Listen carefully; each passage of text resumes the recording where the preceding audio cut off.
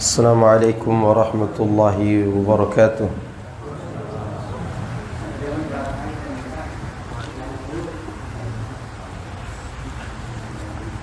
إن الحمد لله نحمده ونستعينه ونستغفره ونعوذ بالله من شرور أنفسنا ومن سيئات أعمالنا. من يهده الله فلا مضل له ومن يضلل فلا هادي له وأشهد أن لا إله إلا الله وحده لا شريك له وأشهد أن محمدا عبده ورسوله صلى الله عليه وعلى آله وأصحابه أجمعين وسلم تسليما كثيرا. أما بعد. Ikhwani fi din, azani Allah wa iyyakum. Alhamdulillah, di malam hari ini kita bisa berkumpul kembali dalam kajian pekanan kita, yaitu kajian kitab Al-Wajiz dan kitab Fawaidul Fawaid. Dan insyaallah malam ini kita mengkaji kitab Fawaidul Fawaid.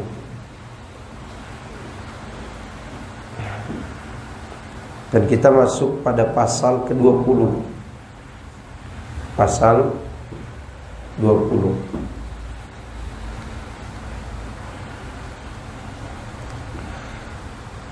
Pasal 20 ini berbicara tentang hakikat rezeki dan ajal. Rezeki dan ajal itu dua perkara yang pasti didapatkan oleh setiap manusia. Setiap yang bernyawa pasti akan mati, dan setiap yang dilahirkan pasti dapat rezeki. Setiap yang terlahir di dunia ini, maka pasti dia akan temui rezekinya. Dan setiap orang yang mendapat rezeki lalu dia hidup, pasti dia mati.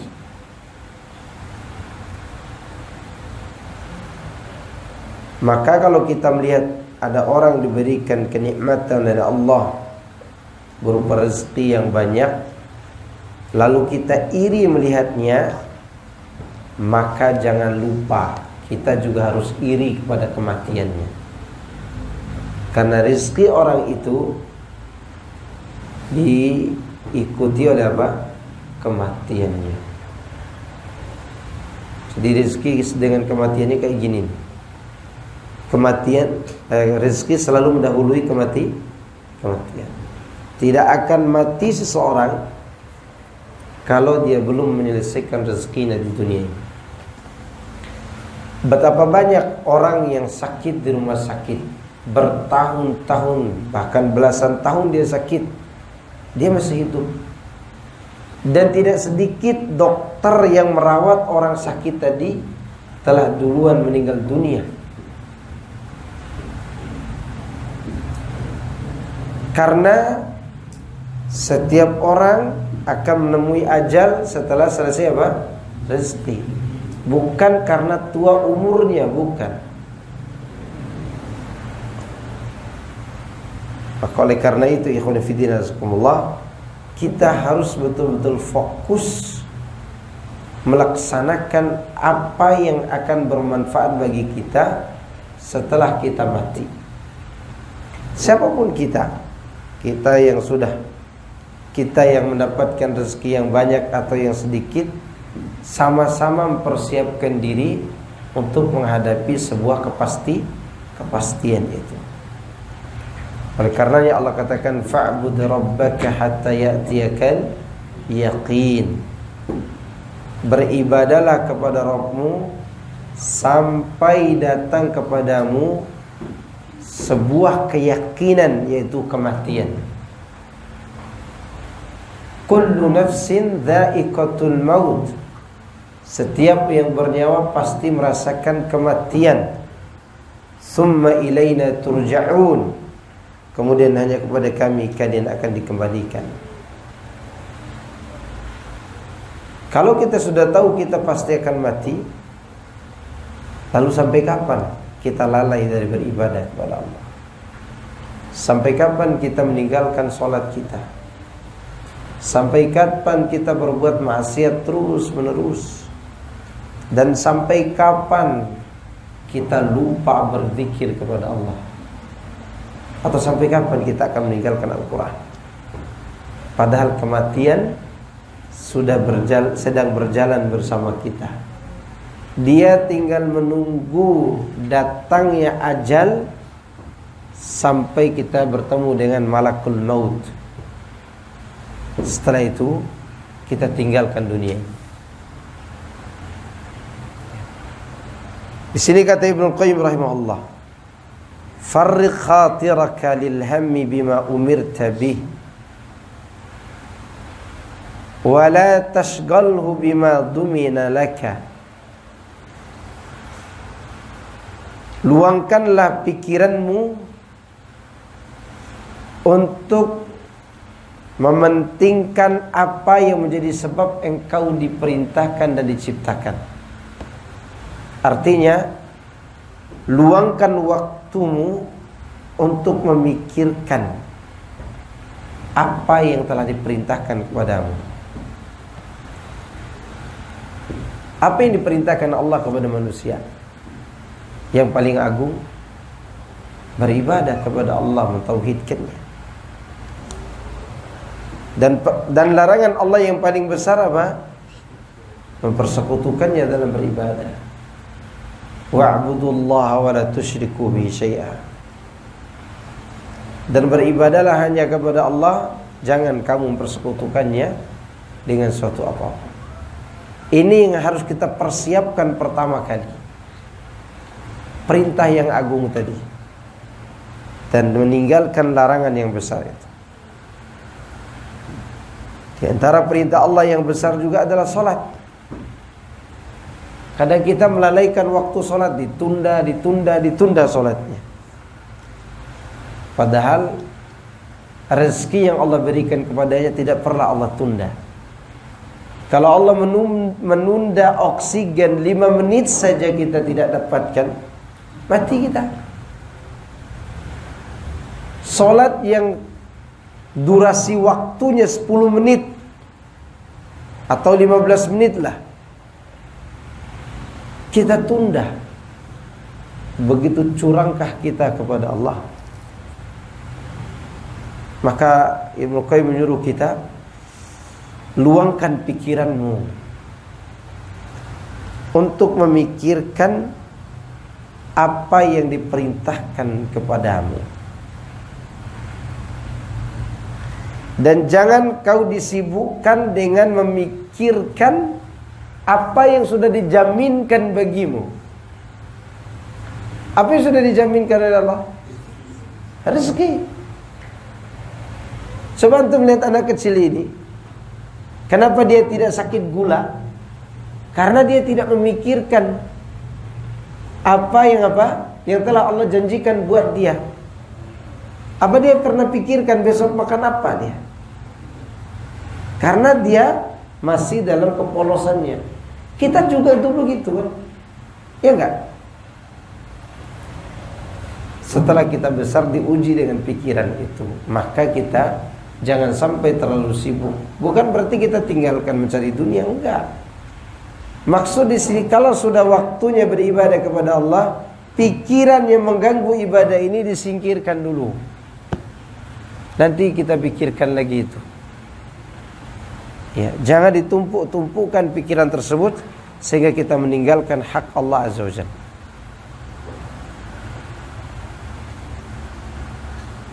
Fa inna rizqa wal ajala qarinani madmunani. Karena sungguhnya rezeki dan ajal dua perkara yang selalu berbarengan. Dan sudah menjadi jaminan dari Allah buat hambanya. Semua orang dapat apa? Rezeki. Wa in min syai'in illa indana khazainu. Dan tidaklah segala sesuatu melainkan perbendaharaannya ada di sisi kami. Waktu kita dalam perut ibu kita, apa yang ditulis oleh malaikat? Bikatbi rizqihi wa ajalihi wa amalihi wa syakiyun aw sa'idun.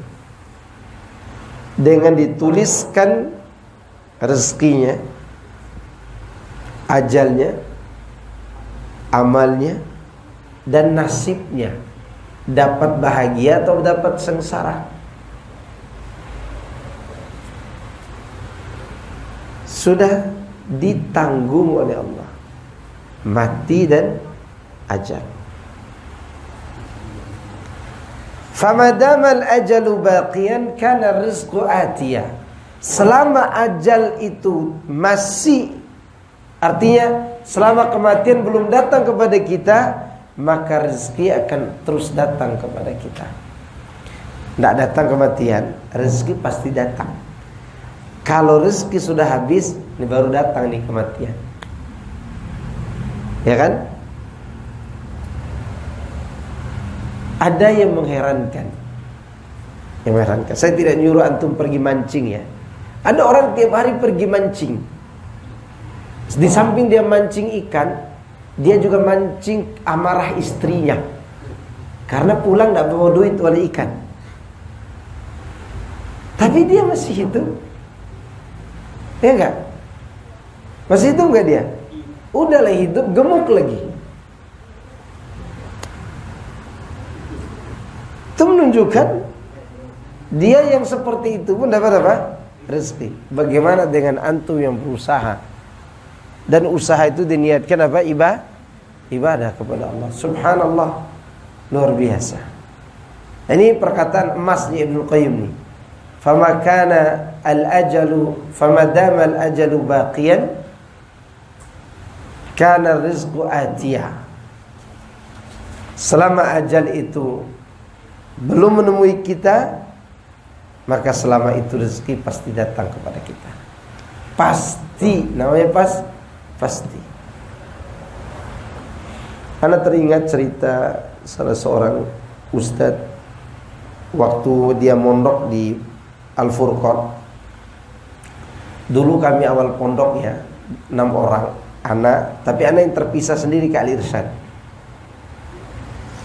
Kadang 3 bulan kami tak punya uang untuk beli sabun, karena anak di Al-Irsyad makan enak, gratis makan. Nah yang di Al-Furqan tuh yang kasihan, tidak ada yang kirimin duit dari kampungnya.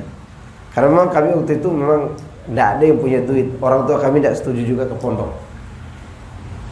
Waktu itu teman-teman yang di Al-Furqan itu untuk memenuhi kebutuhannya pergi jual rebon, anak udang kecil-kecil, sama terasi di pasar yang ada di Sidayu sana. Pergi mereka. Sehari satu orang dapat untung 5.000. Itu 5.000 itu ditabung sama mereka. Qadarullah wa masya'a fa'al. Itu uang 5.000 yang mereka simpan. Mereka temukan seorang nenek di gubuk tua, gubuk yang reok. Iya. Nenek-nenek di situ dia tidur, di situ dia beol, di situ dia buang air kecil. Udah tidak bisa bergerak dia. Nenek itu tidak ada yang beri dia makan. Akhirnya teman-teman ini menggunakan uangnya tadi untuk kasih makan nenek itu. Itu bayangkan, mereka diberikan oleh Allah kemampuan dagang rebon itu untuk mengantarkan rezeki si nenek tadi yang tidak ada yang kasih dia makan. Teman-teman ini kasih makan. Akhirnya mereka bagi duit itu untuk disisihkan kepada nenek tadi. Dan itu jumlah teman-teman yang dagang itu 4 orang. Ya kalau 4 orang 5.000 satu, 20.000 dapat. Dan itu dibagi sama nenek tadi. Ajib. Ya. Dan teman-teman itu sekarang sudah ada yang punya pondok pesantren sendiri. Ada 4. Empat-empatnya itu satu udah punya pondok pesantren sendiri. Mungkin itu balasan dari perbuatan mereka dulu. Itu menunjukkan rezeki gak ada putusnya sampai ajal mendatangi kita. Iya.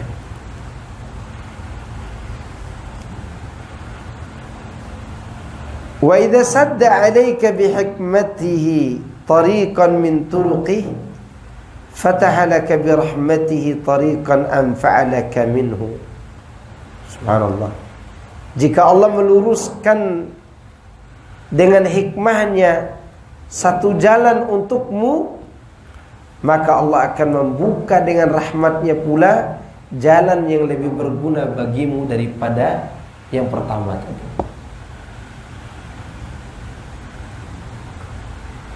Jika Allah telah meluruskan engkau untuk menempuh satu jalan dari jalan-jalan yang Dia tetapkan melalui hikmahnya, maka setelah itu Allah akan terus membuka untukmu jalan yang lain yang lebih bermanfaat dari yang pertama, tentu dengan rahmatnya. Ya. Maka kalau kita terus berharap kepada Allah, ini hati ini kita lepaskan dari manusia. Kita lepaskan dari mana? Dari manusia. Ya. Jangan pernah mengikat hati ini dengan manusia kecuali untuk kebutuhan yang mampu mereka bisa berikan. Itu pun sekedarnya. Sekedarnya. Agar kita terbiasa mengikat, menggantungkan semua cita-cita kita kepada Allah. Ya. Lihat ketika Nabi Ayub alaihissalam. Nabi siapa? Ayub. Ada cerita Israiliyat dan ini diceritakan oleh para sahabat dan dinukil dalam kitab tafsir. Ketika Nabi Ayub udah mencair, tubuhnya sakit, istrinya kan mau menyembelihkan buat berhala atas saran kaumnya. Supaya kau sembuh, supaya suamimu sembuh, persembahkan seekor hewan untuk berhala. Datanglah istri Nabi Ayub kepada Nabi Ayub, minta izin mau mempersembahkan hewan untuk berhala. Marah Nabi Ayub dan bertanya, berapa lama kita diuji dengan sakit ini? 7 tahun, kata istri. Berapa lama kita nikmati nikmat Allah sebelumnya? 80 tahun. Sebandingkah waktu kita menikmati nikmat Allah dengan waktu ujian yang 7 tahun ini? Baru diuji berapa tahun? 7. Dia mendapat nikmat sebelumnya berapa tahun? 80 tahun. Kita pandemi berapa tahun? 2 tahun. Umur kita berapa sekarang? Ada yang 50. Berarti dia menikmati nikmat 48 tahun. Yang diingat yang mana? Pandemi.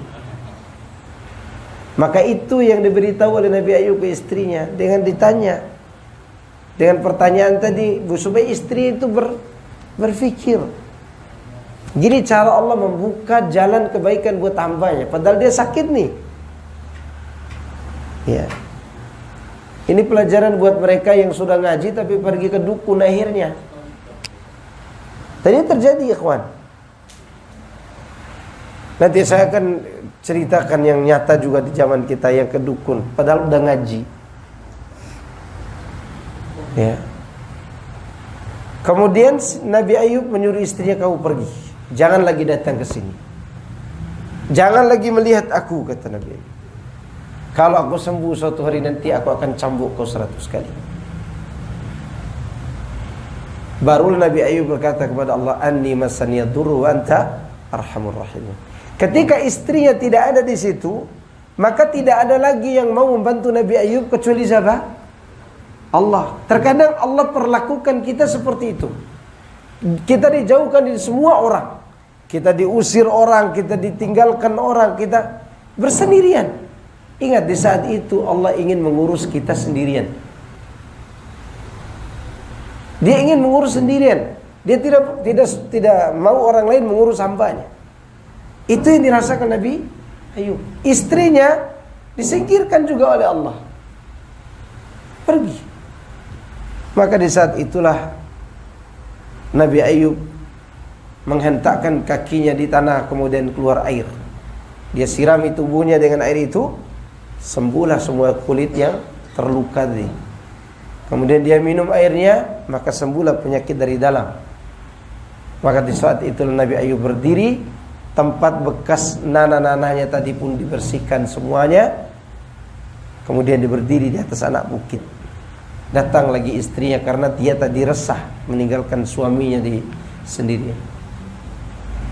Ya. Karena keresahan itu dia datang dan kasihan sama suaminya. Ternyata dia tidak temukan suaminya di tempat tidurnya. Bahkan tempat itu tidak berbekas bau lagi. Lalu dia lihat laki-laki di atas anak bukit sambil dia menatap, tunduk malu dan bertanya tentang suaminya. Dan dia tidak kenal kalau ini adalah Ayub. Singkat cerita, Ayub pun, Nabi Ayub alaihissalam beritahukan, ana Ayub, aku adalah. Dia terkadang Allah inginkan kita ini seperti itu. Ya. Dibiarkan kita ini jauhi orang. Ini terjadi. Maka oleh karena itu jangan kita melakukan hal-hal yang dimurkai Allah. Ada yang saya cerita tadi, ada ikhwan kita, masya Allah, sudah lama ngaji, ya, sudah lama ngaji, tapi sekarang lumayan futurnya jauh, tapi dia masih memelihara jenggot. Yang masalah adalah istrinya. Istrinya pencemburu. Suaminya karena kerjanya kadang balik seminggu, 2 minggu baru balik ke rumah. Dia datangi dukun supaya suaminya tidak diambil orang. Gimana cara dia datangi dukun? Dia ambil sesuatu dari dukun itu, diletakkan di tempat pijakan kaki suaminya kalau keluar rumah. Apa yang terjadi? Suaminya biasa aja di luar sana. Dia tidak merasa harus balik ke rumah sesegera mungkin, karena memang kewajiban dia cari apa? Nafkah. Ternyata siapa yang kena efeknya? Dia sendiri. Dia yang kena jin itu, si istri. Akhirnya dia yang kerasukan. Ya, kemudian dia sakit, tidak tahu obatnya apa. Dibawa ke dokter, kata dokter tidak ada sakit ini orang. Bawa balik lagi. Dibilang asam lambung tidak juga, paru-paru basah juga tidak. Ternyata hatinya sudah dibasahi dan dikotori oleh apa? Kesyirikan yang dia lakukan. Dan waktu itu saya disuruh ruqyah. Ana tidak ruqyah, ana ceramahin dia. Iya. Itu menunjukkan bahwa ada orang dia tidak sanggup dengan ujian itu. Akhirnya dia berbuat apa? Syirik kepada Allah. Kita harus siapkan diri. Maka itu fungsi kita belajar tentang hal-hal seperti ini. Ya. Fata'ammal halal janin ya'tihi gida'uhu wa huwa dam min tariqin wahidah wa huwa surrah falamma kharaja min batni al-um inqata'at tilka at-tariq fataha lahu tariqain ithnain wa ajra lahu fihima rizqan atyaba wa aladha min al-awwal labanan khalisan sa'iga. Coba engkau renungkan keadaan janin di dalam perut. Rezeki atau makanan mendatangi janin itu melalui satu jalur. Berapa jalur rezekinya? Satu. Apa itu? Surrah, tali pusar.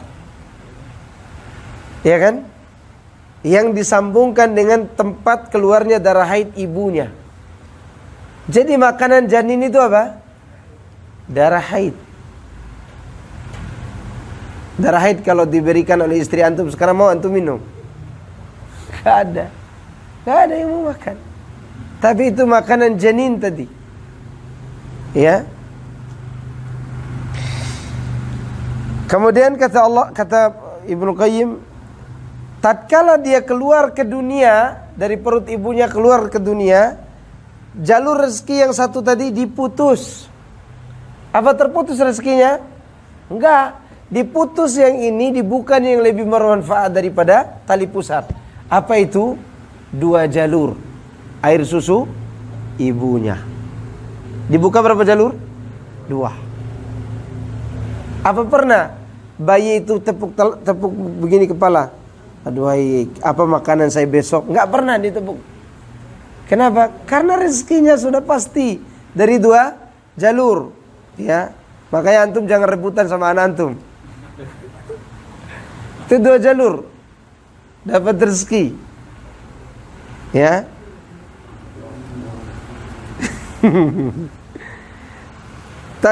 Dan yang keluar lebih baik dan lebih lezat daripada yang pertama, yaitu susu yang jernih, yang murni, yang sangat lezat untuk diminum oleh bayi itu. Ya, makanya bayi kalau dia disusui ibunya dan disusui sampai porsi yang sempurna, dia akan kuat cerdas otaknya, kuat juga fisiknya. Ajib asi itu, ajib. Anak pernah mengalami buta 2 bulan karena kena karbit, terbakar mata anak dan tidak bisa lihat apa-apa. Dibawa ke rumah sakit manapun tidak ada yang sanggup karena karbit kan. Mau dikasih obat apa? Mau dikasih obat paracetamol, antimol, nggak bisa. Ini sakitnya luar biasa mata 2 bulan. Sampai saya dapat saran dari kakak sepupu anak, coba obati pakai ASI. Udah, waktu itu anak masih berumur SMA waktu itu. SMA apa SMP? SMA pokoknya. Sekitar itu. Itu anak minta-mintain aja tuh air susu ibu-ibu yang baru melahirkan. Kan di kampung banyak orang melahirkan anak. Ya ada banyak obat tuh. Dikasih gratis sama mereka, tapi pakai sendok ya. Pakai sendok. Terus anak masukkan ke botol kecil untuk saya teteskan. Alhamdulillah sembuh nih mata anak. Waktu itu betul-betul buta, enggak bisa lihat anak. Karena kena karbit yang diledakkan main petasan itu. Boom gitu kan. Cuman kita pakai botol oli. Botol bekas oli dibakar gitu. Adik anak kocok-kocok punya enggak kebakar-bakar. Anak tengok tuh lubangnya. Adik anak bakar di belakang. Boom gitu. Itu ajib asi itu.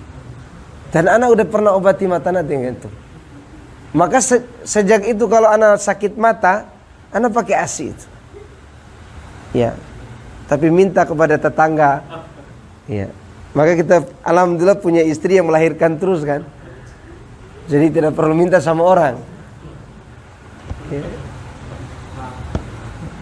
Lihat rezeki bayi itu ternyata dia juga jadi obat. Pantas bayinya kuat. Pantas gak kuat bayi itu? Kuat. Makanya diancam wanita yang tidak menyusui anaknya. Karena dia memutuskan rezeki anaknya. Ancamannya apa? Dia diancam dengan dicongkel pakai besi kail ya. Di dalam kuburnya sampai datang hari kiamat. Digantung pakai itu bagian payudaranya. Rasulullah ketika melihat itu beliau bertanya, ini siapa ini? Kata malaikat, ini adalah ibu-ibu yang takut rusak payudaranya, mereka tidak mau menyusui anak-anaknya. Ya kan? Dan itu rezekinya. Luar biasa rezeki anak itu. Dan ternyata dia adalah rezeki yang lebih baik daripada yang pertama. Kemudian فَإِذَا تَمَّتْ مُدَّةُ الرَّضَاءِ انقطعت طريقان بالفطام فتح طرقا أربعة أكمل منها. Apabila telah sempurna masa menyusui, tibalah waktu menyapih, berarti terputus kan air susunya, dua jalur rezeki putus. Apa yang Allah lakukan untuknya? Dibuka rezekinya dari 4 jalur. Di perut berapa jalurnya? 1. Waktu jadi bayi 2. Ketika sudah selesai menyusui minimal 4 jalur rezeki yang Allah buka. 2 dari minuman, 2 dari makanan. Lihat kata Ibnu Qayyim. Ta'amani wa syarabani. Fa ta'aman minal hayawan wan nabatat. 4 jalur rezeki itu melalui 2 sumber air, 2 sumber makanan dan 2 sumber air. Yang dimaksud makanan adalah makanan dari daging-daging hewan dan tumbuh-tumbuhan. Antum makan setiap hari dari apa? Hewan dan tumbuh. Iya, enggak ada yang dari besi kan? Enggak ada. Pasti dari 2 itu. Hewan, ikan hewan enggak? Hewan. Roti dari mana roti? Gandum, beras, tepung, singkong minimal. Ya kan? Telur dari mana telur? Hewan. Maka 2 makanan itu dari hewan dan tumbuhan. Kemudian 2 minuman minal miyahi wal alban. Air dan susu. Subhanallah, luar biasa kan? Masih mengeluh kita. Maka kalau 4 ini terputus dan kita masih tabah, mungkin Allah akan buka 100. Ya enggak? Dan kita tidak tahu. Ya.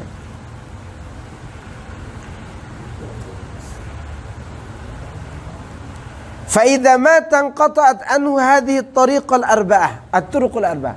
Jika hamba itu mati, khususnya mati karena beriman, mati karena muslim, maka dibuka baginya 8 pintu surga. Kalau beriman nih, dia mati, berapa pintu surga dibuka? 8. Tadi berapa waktu di dunia? 4. Begitu dia mati beriman, 8 dibuka. Terus di dalam itu kan pintu gerbang 8 tuh. Di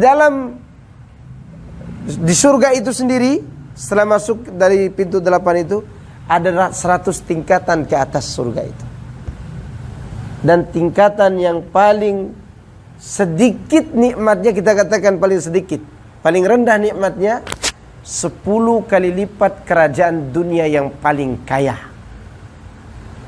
Antum sekarang kalau dikasih parung aja senang gak? Senang. Ya.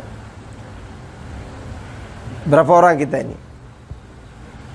Kata pemerintah pusat, kur kata dia, enggak apa-apa panggil kur aja. Asal dikasih parung aja. Udah sama teman-temannya ambil parung, bagi-bagi gitu kan. Kira-kira kita senang gak? Ini 10 kali lipat kerajaan yang paling kaya di dunia. Siapa kerajaan paling kaya di dunia? Nabi Sulaiman.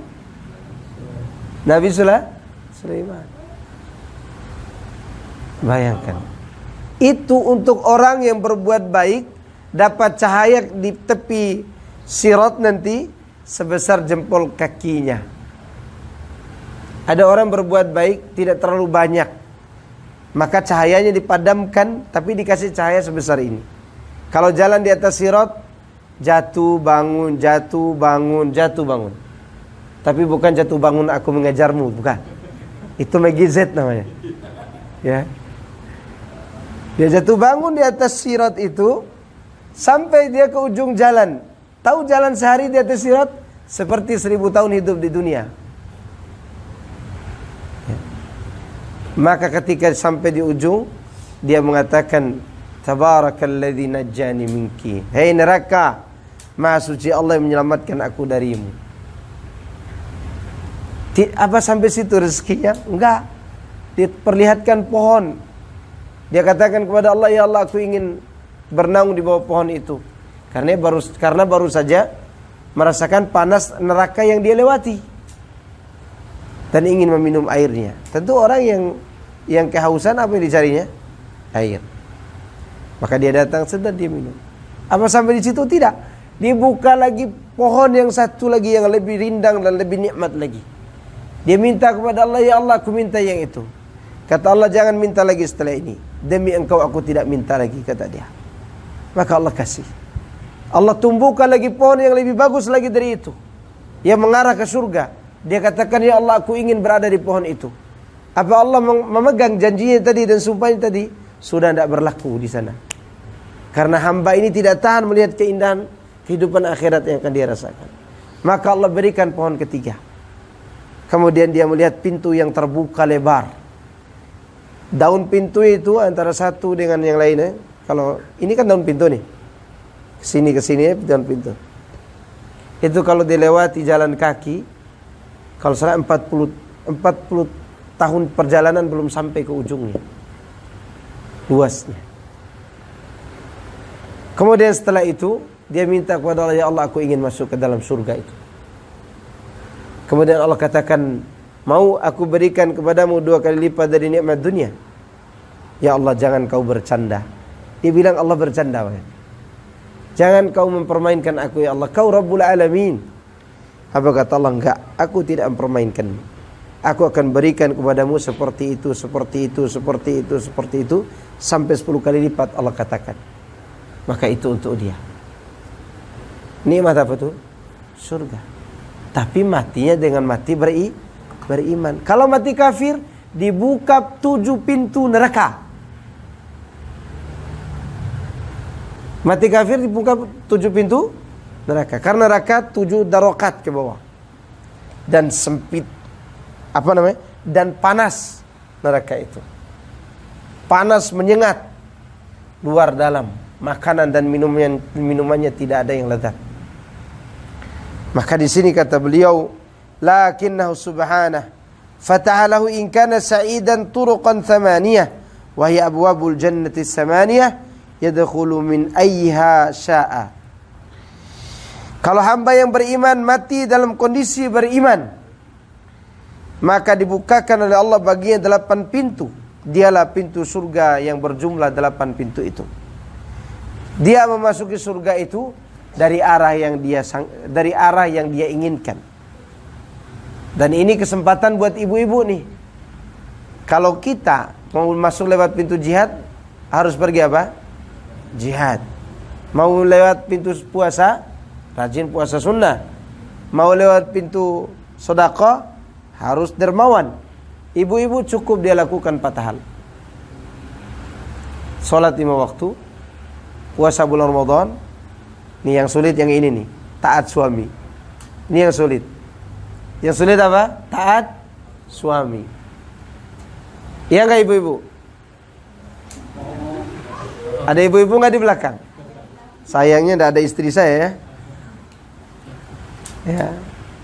Yang ketiga, ini yang sulit buat ibu-ibu nih, taat sama suami. Yang keempat, menjaga kemaluan. Menjaga apa? Kemaluan. Hatta anak pondok pesantren belum tentu bisa mengerjakan ini. Yang keberapa yang belum tentu bisa dilakukan? Yang ketiga. Sulit memang. Tapi kalau dia bisa lakukan 4-4-nya, maka dikatakan pada wanita itu, udkhulil jannata ayy abwabil jannati syi'ti. Masuk kau ke dalam surga dari pintu mana saja yang kau mau, kata Allah. Itu 8 pintu tadi. Subhanallah, ini rezeki anak manusia ini tidak pernah diputuskan oleh Allah. Fahakadha Rabbu subhanahu la yamna'u 'abdahu al-mu'min syai'an min ad-dunya illa wa yu'tihi afdhala minhu wa anfa'. Oleh karena itu Allah menyikapi hamba yang beriman, tidaklah dia menghalangi hamba ini dari sesuatu, diputuskan rezeki dari satu arah, melainkan Allah ingin membuka baginya rezeki dari arah yang lain yang lebih bermanfaat dari yang pertama tadi. Coba antum perhatikan. Berapa banyak orang di PHK dari pekerjaannya, dia tidak bisa kerja. Begitu dia keluar dagang gorengan, 3 kali lipat dari gaji UMR-nya dia dapatkan. Ada kayak gitu? Ada. Berapa banyak dia diusir oleh yayasan karena dia tidak becus ngajar di situ. Ternyata dia keluar, dia bangun pondok sendiri tempatnya. Ada kayak gitu? Ada. Ya enggak? Maka oleh karena itu, semua yang Allah perlakukan kepada kita, kalau betul kita beriman kepada Allah, yakinlah Pikirkan ke masa depan ini, bahwa semua pasti baik di depan. Dan ini kata kuncinya ini. Husnu dzan. Yang harus kita dalam pikiran kita harus terlintas masa depan kita baik. Masa depan kita apa? Baik. Kenapa? Karena ketika Allah putuskan kita dari satu jalan rezeki, Allah akan buka rezeki yang lebih manfaat dari yang pertama ini. Maka teman-teman yang masih kerja di riba, kerja di syubhat, udah putusin aja. Kalau kita punya kekuatan niat dan kemampuan untuk berusaha, maka insya Allah Allah akan bukakan yang lebih baik. Ana pernah berbicara seperti itu dengan salah seorang teman. Teman ini subhanallah ya, dia tidak bekerja di pekerjaan yang haram, enggak. Dia bekerja di pekerjaan yang halal. Tapi bersama beberapa jenderal yang mana pegawai-pegawainya setiap hari bau minuman keras, maklum pejabat. Ya kan? Dan dia ngaji, panitia kajian lagi. Apa kata dia? Digaji berapa coba di sana? 100 juta. 100 juta sebulan. Dan orang-orang ini obrolannya tentang wanita-wanita yang mereka jamahi malam itu. Saya tadi malam tidur sama orang Jepang, saya tadi malam tidur sama orang Cina. Itu pembicaraan teman-teman pegawainya itu. Dan dia risih. Apa yang dia lakukan? Dia kumpulkan duit pergi haji. Dan minta kepada Allah, ya Allah, keluarkan saya dari pekerjaan ini. Carikan saya pekerjaan yang lebih baik, asalkan saya terjaga agama saya, kata dia begitu. Dan dia ngobrol sama Tuhannya di Ka'bah. Balik ke Indonesia, dia kasih tahu istrinya, kan dia pergi haji sama istrinya.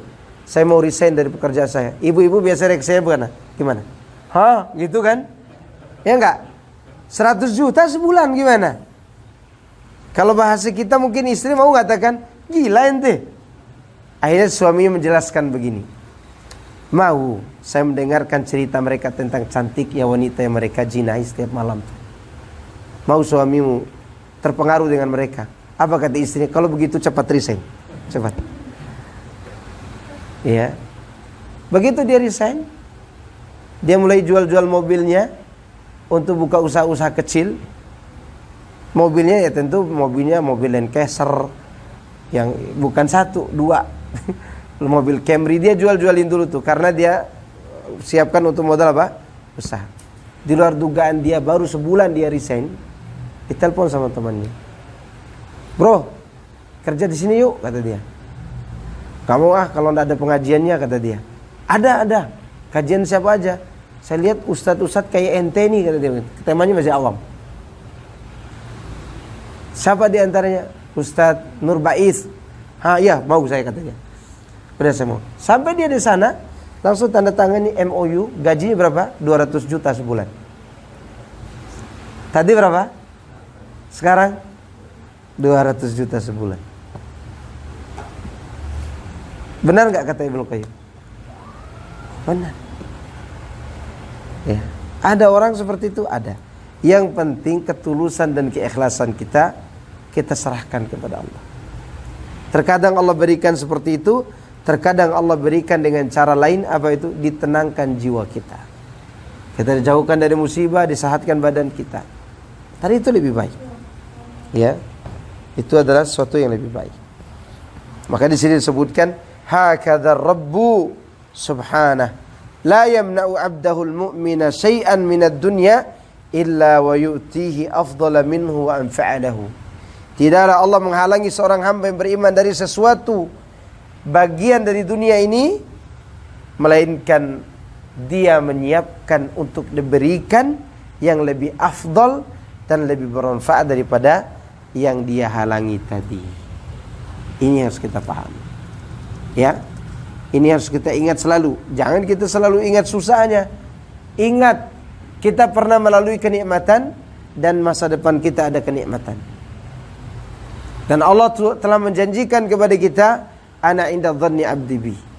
Aku tergantung persangkaan hambaku. Ya.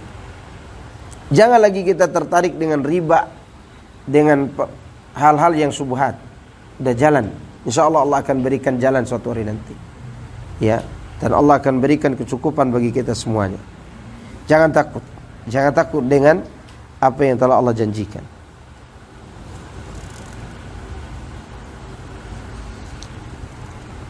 Tapi saya kira ini dulu ya. Ada pertanyaan enggak? Dan ini mudah-mudahan motivasi kita untuk selalu tawakal kepada Allah. Untuk selalu mengikat hubungan baik dengan siapa? Dengan Allah Azza wa Jalla. Jangan sampai kita ini menelantarkan hati kita ke tempat-tempat sampah, ke tempat-tempat orang kaya, atau ke tempat-tempat orang-orang yang memiliki kedudukan. Ya. Mungkin sekarang kita lihat tuh orang-orang yang jilat sama pemerintah, banyak duitnya, tidak usah kita lihat sana. Kita lihat kepada Allah Azza wa Jalla. Sehingga kita akan dibantu oleh Allah Azza wa Jalla.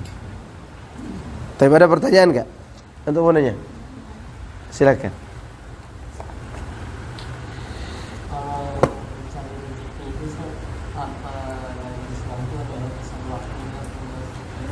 Mencari rezeki yang lebih afdal, pertama, saya tidak kaitkan dulu dengan waktu ibadah ya. Lebih afdal di siang hari. Kapan? Siang hari. Wa ja'alna al-laila libasa wa ja'alna an-nahara ma'asha. Memang siang hari itu waktu yang sangat efektif untuk cari rezeki. Ya. Bagaimana kalau malam hari boleh enggak? Boleh, tidak masalah. Seperti orang jualan-jualan ini kan malam hari semua. Ya. Satpam juga malam hari. Cuman kasihannya yang sampai larut malam ini kesehatannya tidak terjaga.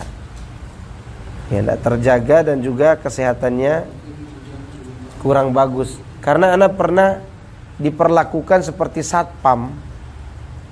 Saya dulu pengajar di akidah di pondok. Karena tinggal di dalam, anak disuruh menjadi ketua keamanan. Bukan ketua keamanan ternyata, jadi satpam.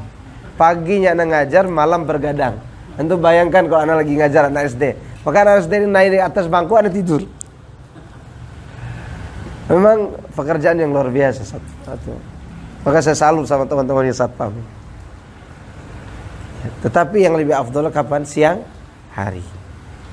Agar kita bisa istirahat, ya kan? Malam harinya tinggal kita pakai waktu untuk apa? Belajar dan seterusnya. Terus dibatasi juga dengan waktu sholat. Kalau waktu sholat sudah datang, berhenti kerja. Sholat itu waktu kita istirahat. Istirahat dari kesibukan apa? Dunia. Ya, jangan asik kerja lagi kalau sudah waktu sholat. Jangan. Ya.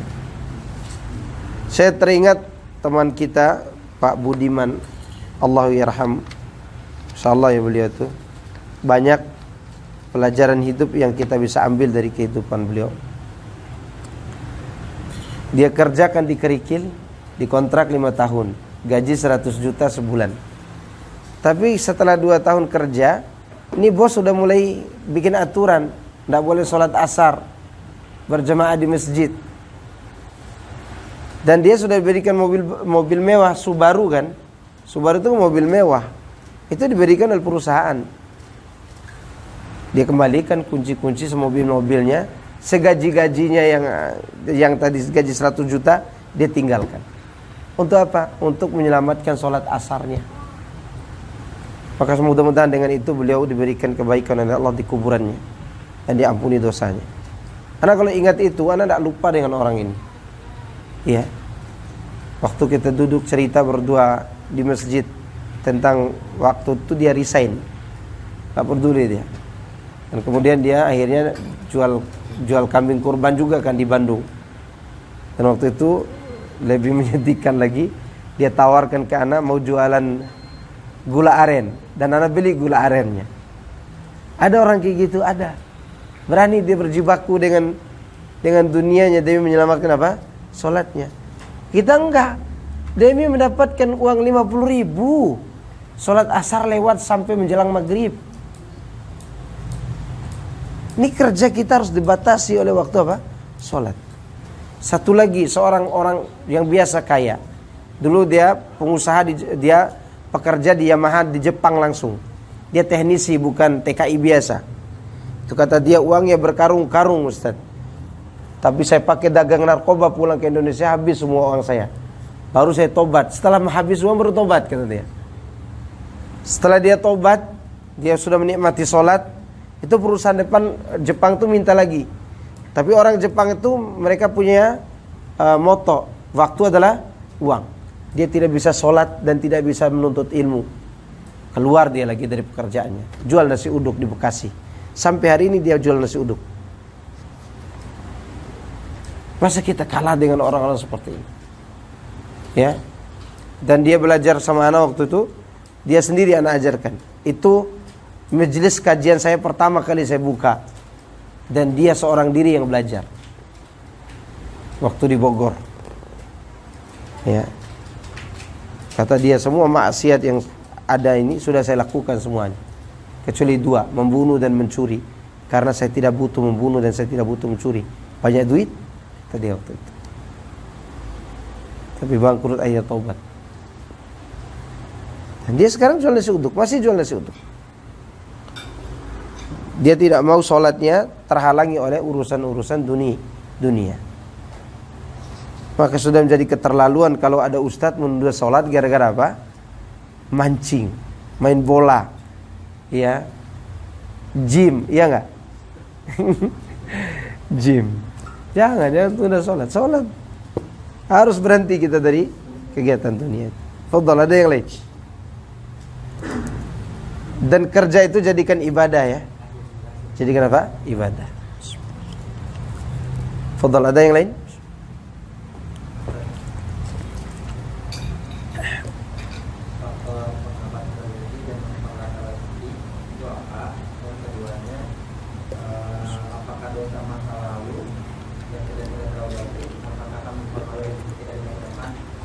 Barakallahu fikum. Dosa yang telah kita bertobat darinya, Allah telah hapus. Walaupun nanti kalau kita dihisab dengan hisab yang mudah tetap disuruh ngaku, tapi Allah hapus dan tutupi. Dan dia tidak akan mempengaruhi rezeki kita. Kecuali dia mempengaruhi ujian kita untuk menghapus dosa itu kalau tobat kita masih kurang. Ya, maka tobat itu jangan dikurangi, terus bertobat kepada Allah. Ya. Karena fungsi istighfar itu 2. Menghapus dosa itu dan menjaga dari dosa juga. 2 fungsi. Maka ketika Allah katakan, ya bani Adam, ma da'autani wa rajautani ghafartu lak ala ma kana minka wala ubali. Wahai anak Adam, selama kau bermunajat kepadaku, berdoa kepadaku, aku ampuni dosamu, aku tidak peduli lagi dengan dosamu. Wa ya bani Adam, law anna dhunubuka, ya bani Adam, law balagat dhunubuka anana as-sama' thumma astaghfartani ghafartu lak. Anak Adam, andai kata kau dosamu telah membumbung tinggi ke langit, lalu kau meminta ampun kepadaku, aku ampuni dosamu, maka sudah diampuni. Adapun dosa-dosa kita yang sekarang itu juga mempengaruhi apa? Rezeki. Tapi banyak orang pelaku dosa, dia banyak rezekinya Pak Ustaz gitu. Kan begitu kan? Istidraj akhi. Jadi kalau orang sudah tidak diperdulikan oleh Allah, dia tidak cemburu. Allah tidak cemburu kepada orang yang munafik, orang kafir tidak cemburu. Allah cemburu sama siapa? Sama kita. Kita yang berbuat salah ini Allah cemburu. Orang mukmin kalau berbuat salah Allah cemburu. Gimana cara cemburunya? Dia beri ujian. Dihalangi rezekinya supaya dia sadar. Ya, didatangkan gempa kalau mereka sejumlah orang. Didatangkan tsunami, datangkan pandemi. Itu semua adalah teguran kasih sayang Allah kepada kita. Mungkin kita sedang berbuat dosa. Justru yang berbahaya itu orang asik berbuat dosa, dikasih nikmat terus oleh Allah. Oh, itu berbahaya tuh. Ya. Itu seperti seorang bapak udah bosan dengan anaknya, nakal luar biasa. Supaya kau cepat binasa, ini saya kasih uang kau 100 juta, pergi sana. Mau narkoba ke? mau minuman keras, mau main wanita atau main cowok-cowokan juga, LGBT gitu, terserah. Ya, tidak diperdulikan sama orang tuanya. Dikasih duit supaya cepat binasa. Bahkan kalau bisa dipecat dari kartu keluarga. Kan ada orang tua kayak gitu, walaupun itu salah, itu contoh. Walaupun perbuatan itu salah, itu adalah contoh. Tapi maka Allah begitu juga kepada orang-orang yang berbuat maksiat, yang dia tidak mau kembali kepada Allah. Tidak diberi ujian, dibiarkan dia menikmatinya. Nah, ini sangat berbahaya, ikhwan. Baik, ada yang lain? Cukup ya? Subhanakallahumma wa bihamdika, asyhadu an la ilaha illa anta, astaghfiruka wa atubu ilaik. Assalamualaikum warahmatullahi wabarakatuh.